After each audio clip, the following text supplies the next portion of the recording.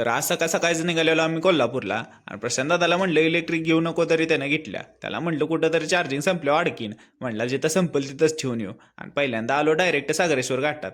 मग घाटात आलोय म्हणल्यावर तर काय महादेवाचं दर्शन घ्यायलाच लागते. मग तिथनं आलो सागरेश्वरांच्या मंदिरात, शंभू महादेवांचं दर्शन घेतलं आणि म्हणलं मग आता जावं तिथनं. आणि तिथनं निघालो मग पुढच्या प्रवासाला चालू केलं.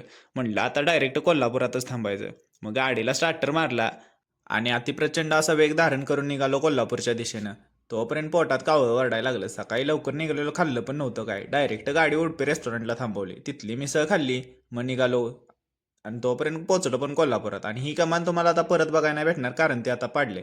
डायरेक्ट आलो मग महालक्ष्मीला. कामाच्या आधी म्हणलं महालक्ष्मीचं दर्शन घ्यावं, मग काम तरी पूर्ण होईल. मग तिथनं आलो आत मंदिरात, तर लय गर्दी होती. म्हणलं मग मूक दर्शनच घ्यावं. देवीचं दर्शन घेतलं आणि तिथनं आलो डायरेक्ट रंकाळ्यावर. तोपर्यंत आपलं काम पण झालं. मग तिथनं निघालो घराकडं. आणि घराकडे जाता जाता भूक लागलेली. भूक लागल्या म्हणल्यावर जेवलं तर पाहिजेच. मग तिथनं डायरेक्ट गाडी पन्नाटवाडीला थांबवली. आणि मग हॉटेलमध्ये कोण नव्हतं. मला वाटलं हॉटेल चालू आहे का नाही. भूक तर लय लागलेली. मग तिथनं आत गेलो.